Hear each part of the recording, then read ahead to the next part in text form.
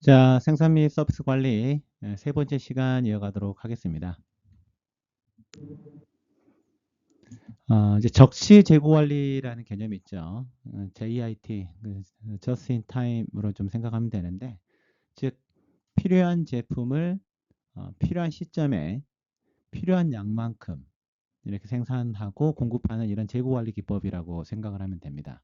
그래서 이제 재고를 최소화하고 이제 필요한 경우에만 이제 생산 및 조달을 진행함으로 인해서 이제 효율성과 비용 절감을 극대화하려는 경영 전략, 생산 관리에 있어서 이제 상당히 중요한 영역을 차지하고 있는데요. 이러한 이제 즉시 재고 관리는 우선 이제 재고를 최소화할 수가 있겠죠. 그래서 불필요한 재고를 유지하지 않고 이제 생산 또는 이제 판매에 필요한 만큼만 확보하는 이런 이제 장점이 있을 겁니다. 두 번째 이제 수요 기반 생산을 하는 거죠. 고객 주문에 따라서 생산하거나 예측된 수요에 맞춰서 운영을 하는 건데요. 예를 들어서 이제 주문 생산 방식이 있습니다. 그래서 예약 주문 후 제작하고 발송을 하는 건데 이제 대표적인 회사가 델이랑 샤오미죠. 델 같은 경우에는요, 이제 주요 부품 공급업체들하고 긴밀하게 협력해서 실시간으로 이제 부품을 공급받는 이런 시스템 구축을 했습니다. 그러니까 예를 들어서 이제 공급업체들이 이제 델의 제조 공장 근처에 이제 부품을 보관하고 필요할 때 이제 바로 이제 공장에 전달하는, 그리고 이제 주문과 동시에 이제 재고와 공급망 데이터를 실시간으로 통합 관리하는 이런 IT 시스템 구축해가지고요. 생산 계획과 부품 조달을 매우 신속하게 조정할 수 있었죠. 이런 이제 재고 관리를 통해 가지고 소비자 만족도를 높이는 거고요. 이런 것들은 어떻게 보면 이제 효율적인 공급망 관리하고도 연결될 수 있습니다. 그래서 공급업체와 긴밀히 협력해서 필요한 자재와 부품을 적시에 공급받을 수가 있는 거죠. 이렇게 되면 이제 작업 흐름을 최적화시킬 수가 있겠죠.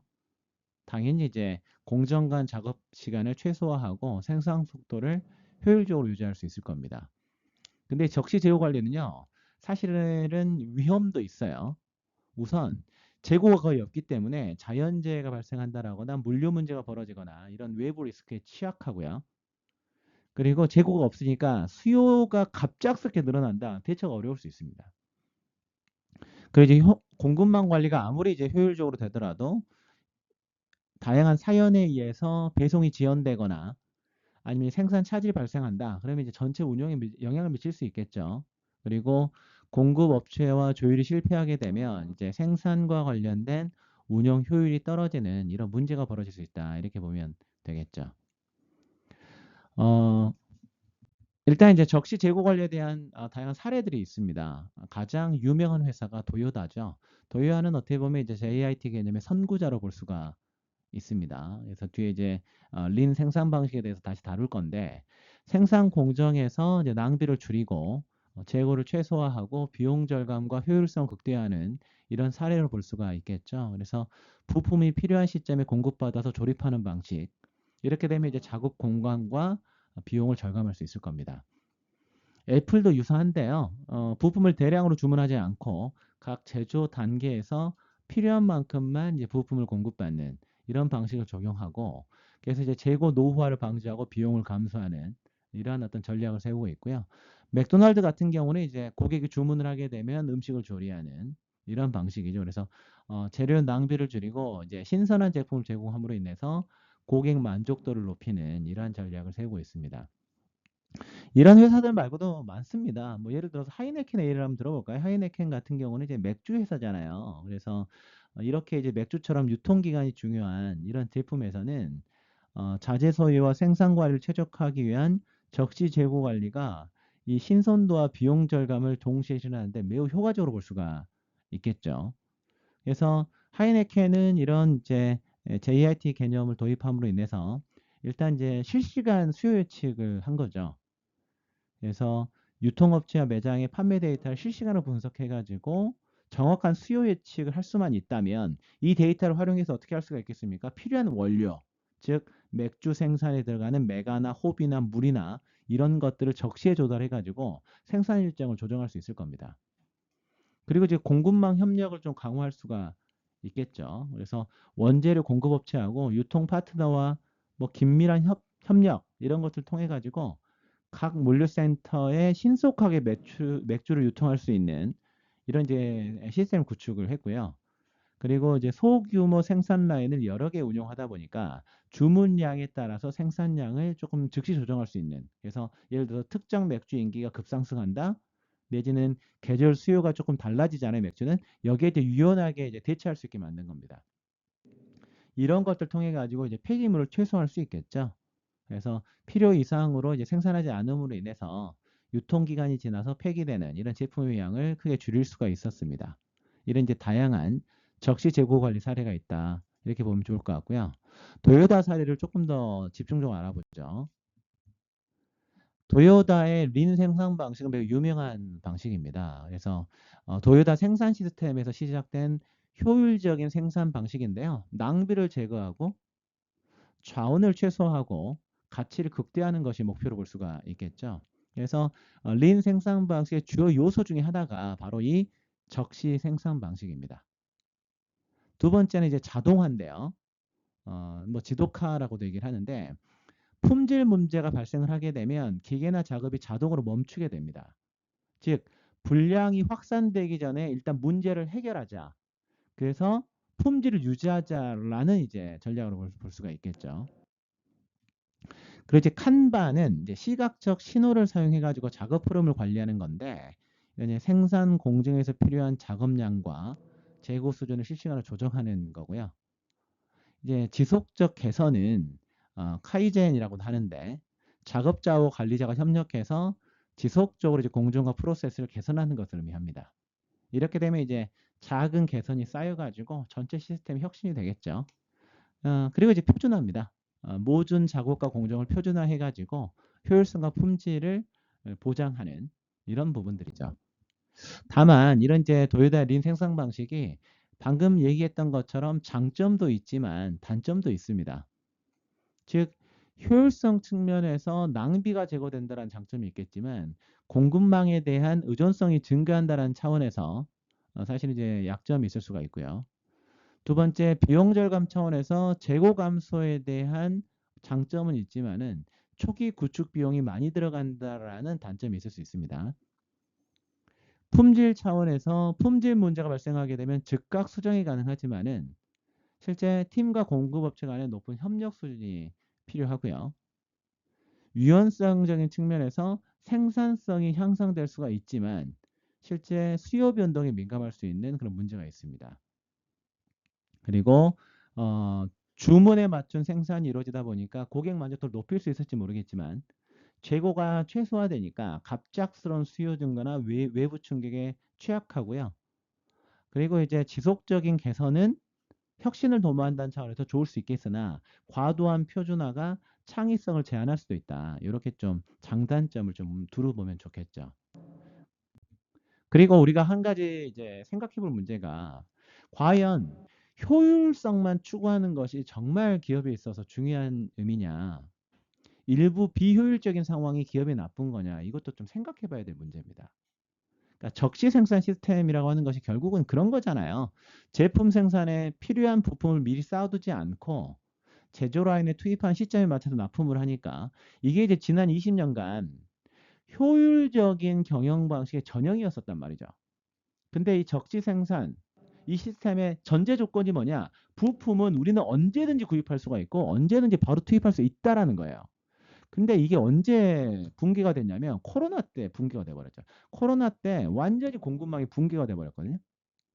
그러니까 코로나가 해제된 다음에 이제 기업 입장에서는 이제 원자재라든가 부품이라든가 이런 걸 구입해 가지고 생산량을 늘려야 되는데 공급망이 붕괴가 되면서 이게 안 구해지는 거예요. 그러다 보니까 인플레이션이 심해진 측면들도 있죠. 약간의 비효율성을 감수하고서 일부 이제 재고를 가지고 있었던 이런 기업들이 오히려 이제 높은 가격에 의해서 제품을 잘 만들어서 판매할 수 있었거든요. 그래서 좀 이 효율성 플러스 일부 비효율성을 가져가는 것은 어떨까? 여기에 대해서도 한번 고민해 본 문제다. 이렇게 보면 되겠습니다. 그리고 이제 생산 관리에 있어서 가장 또 중요한 것 중에 하나가 품질 관리죠. 품질 관리는 일단은 이제 제품이나 서비스에 대해서 고객의 다양한 요구 사항과 기대가 있을 겁니다. 그러면 그 기대에 부응할 수 있는 그런 생산과 기술로 소비자에게 제품을 공급한 다음에 일어날 수 있는 오류를 최대한 줄이면서 소비자가 원하는 것을 일관되게 생산하는 이게 이제 품질 관리로 볼 수가 있겠죠. 품질 관리 같은 경우는 이제 제조 산업의 초창기에는요. 이게 이제 어떻게 보면 마지막 단계에서 이루어졌다라고 보면 돼요. 그러니까 일단 제품이 완성되고 나서 품질에 대한 검사가 이루어지는 거죠. 잘 작동하는지, 내지는 괜찮은지. 그러니까는 예를 들어서 그 품질 검사를 위한 추가적인 인력과 자원이 필요하지 않겠습니까? 이를테면 품질 검사팀이 필요한 거죠. 그럼 만약 결함이 발견됐다. 그럼 그것을 추가 인력을 투입해서 고치거나 아니면 그 제품을 폐기해야 되는데 그나마 회사가 발견하면 괜찮아요. 근데 만약에 이제 고객이 그 결함을 발견하게 된다? 이러면 어떻게 되겠습니까? 그 고객은 해당 기업의 제품에 실망할 수밖에 없기 때문에 이후에는 이제 다른 경쟁 기업의 제품을 구매하게 되고 더 최악이 뭐냐? 이게 구전. 야, 저 회사 제품 안 좋아. 내가 써보니까 그래. 이렇게까지 돼버리게 되면 고객의 충성도를 크게 떨어뜨리는 그런 요인이 될 수가 있겠죠. 그러니까 이제 어떻게 보면 제조 산업 초기의 문제점들은요. 어떻게 보면 이제 품질이 결과가 아니라 기본적으로 기업이 생산하는 제품을 끊임없이 개선하는 프로세스인데 이제 그런 것도 좀 놓쳤던 것들이죠. 그래서 이러한 어떤 오류들을 통해 가지고요. 품질 관리가 생산 관리의 마지막 단계가 아니라 오퍼레이션 과정 전체여야 된다. 이런 인식을 갖게 한 겁니다. 그래서 이게 이제 통계적 품질과 공정 관리로 이제 이어지게 되는데요. 통계적 품질 관리는 이제 생산 공정의 다양한 단계들이 있죠. 이 단계들을 지속적으로 감시함으로 인해서 품질이 초기부터 제품에 구현되도록 이렇게 하는 프로세스다. 이렇게 보면 되겠습니다. 그리고 이제 통계적 공정 관리는 이제 생산 매 단계에서 부품의 통계적인 샘플을 취하는 거죠. 그리고 그 검사를 이제 그래프상으로 나타냄으로 인해서 쉽게 시각적으로 관리자 입장에서 품질 표준에서 이런 문제가 있구나. 어떤 편차도 찾아서 고칠 수가 있는 겁니다. 그래서 어떻게 보면 이제 제품이 생산 공정 전 단계에 걸쳐서 표준에 충족하도록 하게 되면 마지막 단계에서의 품질 관리 검사 필요성을 많이 줄여주게 되는 거죠. 이렇게 되면 결국은 이 통계적 품질 관리와 통계적 공정 관리는 기업의 많은 시간과 비용을 절약할 수 있도록 해줍니다. 그리고 이제 더 나아가서 종합적 전사적 품질 관리와 품질 경영인데요. 뭐 전사적 품질 관리, 전사적 품질 경영 뭐 유사하게 쓰기도 합니다. 그러니까 이제 소비자가 만족할 수 있는 제품 및 서비스를 경제적으로 생산하고 제공할 수 있도록 기업 내 모든 부서와 구성원들이 품질 통제를 이해하고 조직적으로 제품의 질을 높이는 과정에 참여하는 거죠. 그러려면 어떻게 해야 되겠습니까? 이 기업이 경쟁을 확보하고 품질 위주의 기업 문화를 창출하려면요. 최고 경영자부터 이걸 중요하게 생각해야 되겠죠. 그래서 조직 구성원의 의식을 개혁하고 고객 위주의 관리 시스템을 좀 전사적으로 운영해야 된다라는 겁니다. 한번 예를 들어볼까요? 이제 코카콜라의 전사적 운영 관리가 있는데요. 코카콜라 같은 경우는 이제 일관된 글로벌 표준을 유지하는 것이 목표였습니다. 그래서 전 세계 공장에서 동일한 제조 과정과 품질 기준을 적용을 했죠. 그리고 예를 들어서 뒤에 설명드리겠지만 ISO 9001 뭐 이러한 국제 품질 인증을 획득하면서 글로벌 수준의 품질 관리 체계를 구축했습니다. 그리고 고객 중심의 품질 관리를 한 거예요. 그래서 그 소비자들의 피드백을 상당히 이제 잘 경청을 했죠. 그래서 고객의 소리 시스템, 보이스 오브 커스터머 이런 시스템을 도입을 해가지고 지속적으로 제품 품질과 맛을 개선을 했고요. 그리고 프로세스를 계속 개선을 한 겁니다. 코카콜라는 음료지 않습니까? 그러면 생산 공정에서 어떤 위험이 있을 수가 있냐면 오염 위험이 있을 수가 있어요. 그래서 이제 이걸 최소화하기 위해서 HACCP를 도입을 했고요. 생산 프로세스를 정기적으로 점검하고 문제가 발생을 했을 때 즉각적으로 개선을 했는데 예를 들어서 2004년도에 인도에서요. 코카콜라가 농약 잔류물 논란에 휘말렸었거든요. 이때 이제 품질 검증 과정을 개선을 하고 지역 공장 사용의 물을 정화하고 국제적 품질 인증까지 받은 거예요. 그러므로 인해서 이제 소비자들의 신뢰를 이제 획득하는 이런 형태로 발전을 했고요. 그리고 이제 지역 맞춤형 품질 관리를 한 거죠. 그러니까 이제 코카콜라가 이제 전 세계적으로 제공하다 보니까 각 지역에서 코카콜라를 만들죠. 각 지역의 물과 원재료 특성에 따라서 미묘한 차이가 있는데 이걸 최대한 조정해 가지고 만족도를 높였고요. 그리고 친환경 포장재와 공정에서의 자원 전략 이런 것들이 병행했다고 합니다. 이런 부분들이 어떻게 보면요. 이 전사적 품질 관리 기본 원리 여기에 이제 녹여져 있는 거죠. 전사적 품질 관리 기본 원리는 일단 고객 중심이다. 그래서 고객이 정의하는 품질이 최우선 목표인 거죠. 그래서 내부 직원과 외부 직원의 요구와 기대 이걸 충족하는 것이 목표고요. 전사적으로 참여해야 되죠. 경영진 이하 모든 직원이 이 품질 개선 활동에 참여해야 될 겁니다. 그리고 프로세스 중심이어야 되겠죠. 전체 프로세스를 최적화시켜서 품질을 관리하고 작업 흐름을 이해해야 될 겁니다. 그리고 지속적인 개선이 필요하고요. 의사결정이 이제 데이터 기반에서 내려지면서 이 불량률과 고객 불만 사항을 좀 체계적으로 평가해야 됩니다. 당연히 이제 최고 경영진에 대한 리더십이 있어야 될 거고요. 이런 것들이 이제 통합적 품질 시스템 하에서 이루어져야 될 겁니다. 그리고 이제 공급망 전반에서 품질을 관리하고 공급업체 신뢰 기반을 협력해야 될 거고요. 이러므로 인해서 결국은 이제 품질 문화를 구축하는 아까 설명드렸던 코카콜라가 했던 것들 이런 것들이 어떻게 보면 이런 기본 원리 하에서 이루어졌다 이렇게 보시면 되겠죠. 품질 관리에 있어서 중요한 용어 중에 하나가 식스 시그마입니다.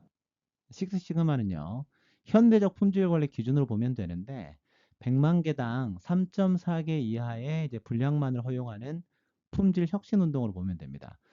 이른바 이제 시그마는 표준 편차를 얘기하거든요. 그러니까 통계학에서 오차 범위를 얘기를 하는데 경영학에서는 제품의 분량률을 나타내는 데 사용합니다. 그러니까 원 시그마는요. 평균에서 플러스 마이너스 1 표준 편차를 얘기를 하는데 데이터의 68%가 존재하고요.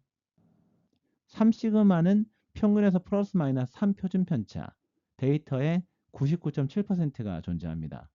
그러니까 경영학 관점에서 3 시그마라고 하면 99.7%의 제품이 만족스럽다 이런 의미인 거죠. 즉 시그마의 수치가 오르면 오를수록 제품의 품질 만족도는 상승을 하는데 그러면 식스 시그마는요. 통계적으로 보면 99.99966%가 양품이라는 의미입니다. 그래서 100만 개당 3.4개 이하의 분량만을 허용하는 거죠. 예전에 100 ppm, 즉 100만 개 중에 불량품이 100개라는 의미였는데 이것과 비교해 보면 사실상 완벽을 추구하는 품질 관리 운동이다. 이렇게 보면 되겠습니다. 사실 이 품질 관리는요. 아무리 강조해도 중요하지 않습니다. 한 번 이게 잘못되게 되면 기업 입장에서 엄청난 손해를 볼 수가 있거든요. 그러니까 삼성전자가 2016년 8월 3일에 갤럭시 노트 7을 이제 공개를 했는데 이게 이제 같은 해 8월 19일에 출시한 이 스마트폰 갤럭시 노트 7의 설계상 결함 이걸로 인해 배터리가 폭발을 해버렸죠. 그래서 출시 이후에 여러 차례 배터리 폭발 사고가 보고가 되다 보니까 뭐 항공기에 이걸 못 가지고 타게 하는 이런 일까지 벌어졌습니다. 그러니까 이제 결국 출시 54일 만에 제품 전량 리콜, 그리고 대체 제품으로 교환, 그리고 노트 7은 단종하는 걸로 결정이 됐는데요. 미국에서만 190만 대 노트 7이 리콜 대상이었습니다. 그러면 결국 삼성전자 입장에서는 1차, 2차에 걸친 리콜 비용, 그러니까 판매 손실에 따른 7조 원 이상의 직접적인 손해가 발생했는데 그것뿐만 아니라 이미지에 엄청난 타격이 입어버렸죠.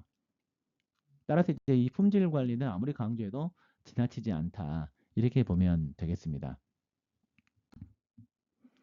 그리고 이제 국제 표준화 기구가 있는데요. 이 국제 표준화 기구는 개별 제품의 품질에 대한 국제적인 척도를 설정하는 140개국 이상의 국가 표준 기구로 이루어진 세계적 연합체입니다. 그래서 어떻게 보면 이제 세계적인 표준의 개발을 촉진하기 위한 이런 기구다 이렇게 보면 좋을 것 같은데요.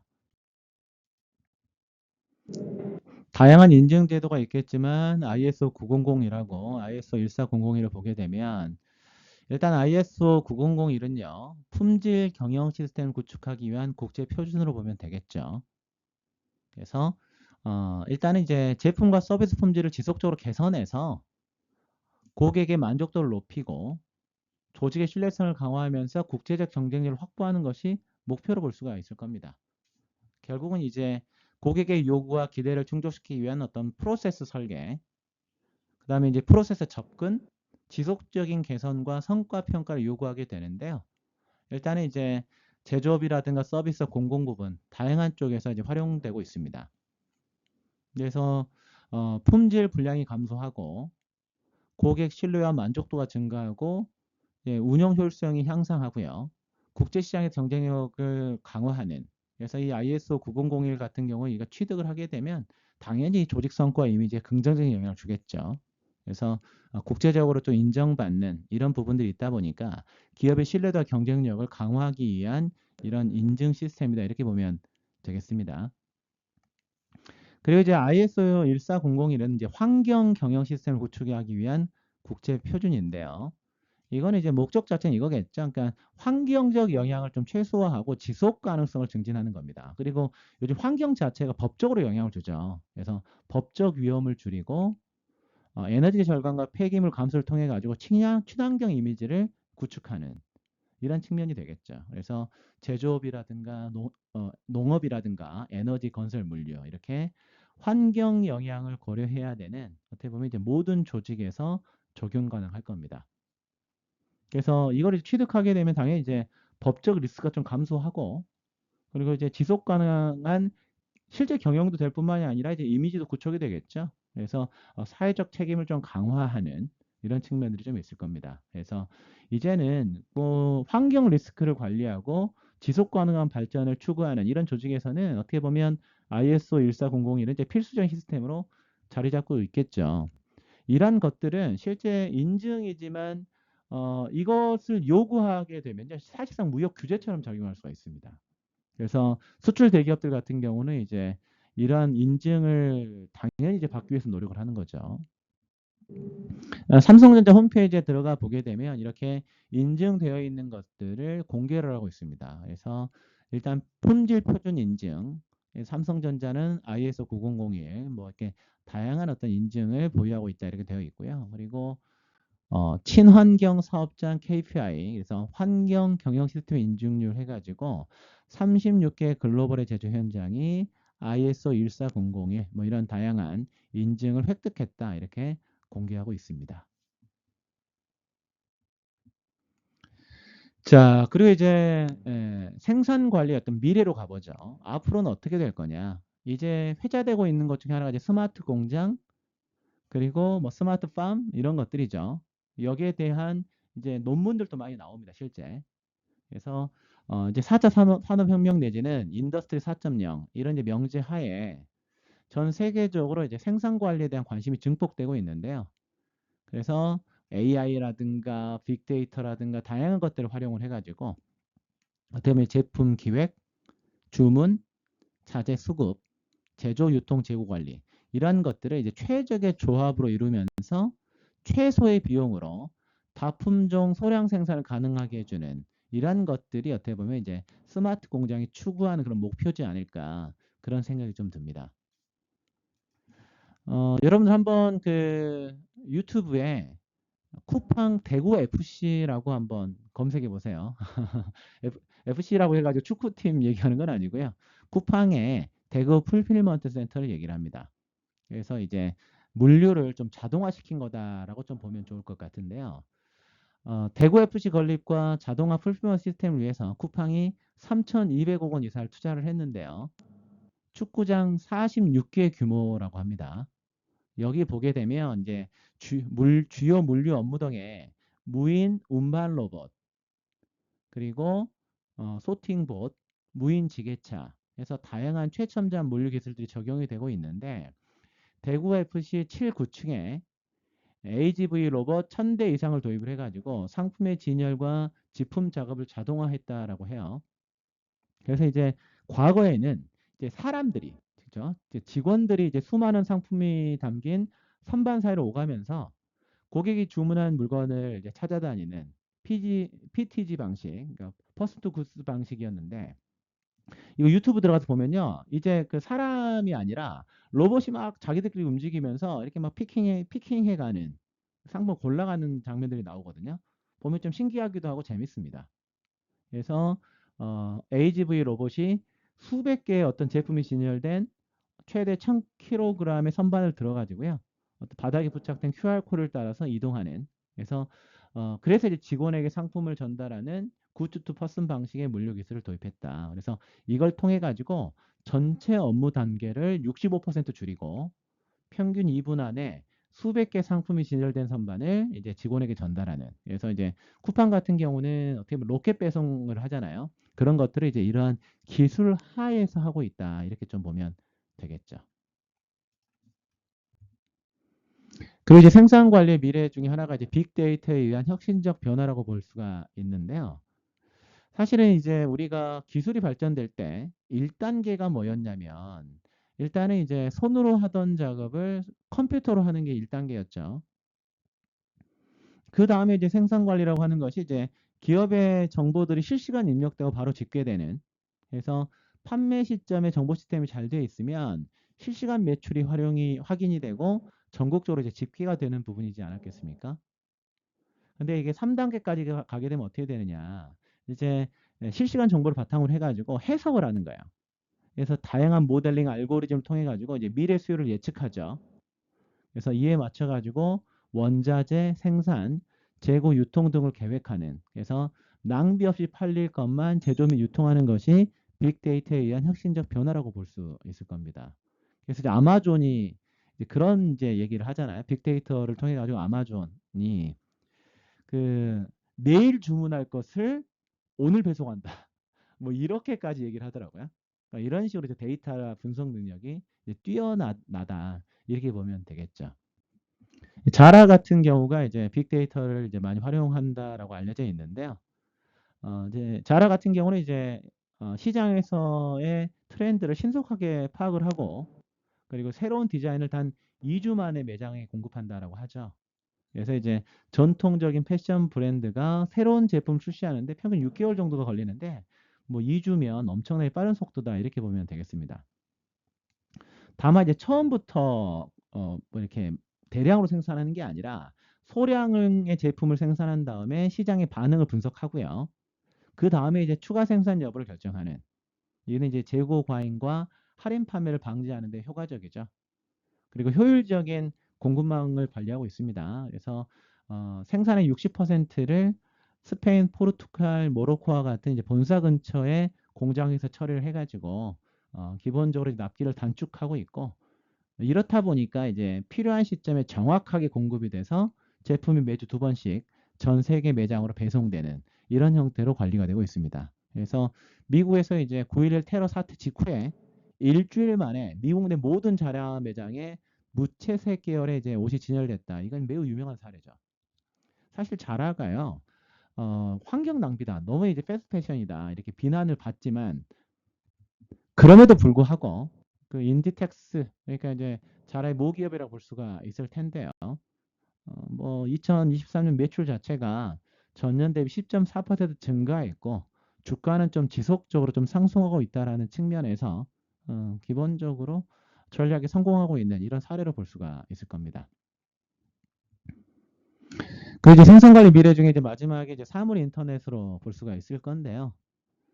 그 일단 이제 SCM에서 RFID 칩 또는 이제 태그를 활용해서 실시간 위치 추적 이걸 통해 가지고 기업 물류를 혁신적으로 개선하는 거죠. 그래서 이제 독일의 인더스트리 4.0에서도요. 현실상의 물류를 이제 완벽히 가상 세계 구현해 가지고 최적화하는 것. 이게 이제 스마트 공장의 중요한 전제 조건으로 인식을 하고 있는데 UPS의 IoT 기반 텔레매틱스를 살펴보면요. UPS가 아마존과 같은 거대 유통기업과 경쟁하면서 아직까지 살아 있거든요. 근데 그 이유 중에 하나가 이 텔레매틱스를 경쟁력으로 꼽습니다. 그러니까 UPS에서는요. 물류를 담당하는 2만 5천 대 이상의 트럭에 200개 이상의 센서가 부착돼 가지고 운행 상태에 대한 정보가 실시간으로 UPS 정보센터로 보내지거든요. 그러면 소프트웨어를 통해 가지고 분석하게 됩니다. 이거를 어떻게 활용을 하느냐? UPS에서 트럭별로 하루에 1마일만 운행 거리를 줄여도 연간 $5,000 경비가 절감되고요. 공회전 시간 하루 15분 감소시키면 연간 40만 리터 연료가 절감된다고 하죠. 이러면 이제 환경적으로도 좋겠죠. 그리고 운행 경로가 최적화되면 트럭 후진이 감소되고 사고 발생이 이제 줄여주는 이런 효과가 있다라고 합니다. 이제 이러한 생산 관리 이걸 통해 가지고 향후 더 발전되지 않을까 그런 생각이 듭니다. 자, 생산 관리 마무리하면서요. 이러한 연습 문제를 한번 생각해 봤으면 좋겠습니다. 자, 생산성, 전사적 자원 관리, 공급 사슬 관리, 구매 관리 목적, 적시 재고 관리, 식스 시그마, 그리고 이제 4차 산업혁명에 따른 생산 서비스 관리 변화 이런 부분에 대해서 한번 정리해 보면 좋겠습니다. 자, 강의 듣느라 수고 많았습니다. 감사합니다.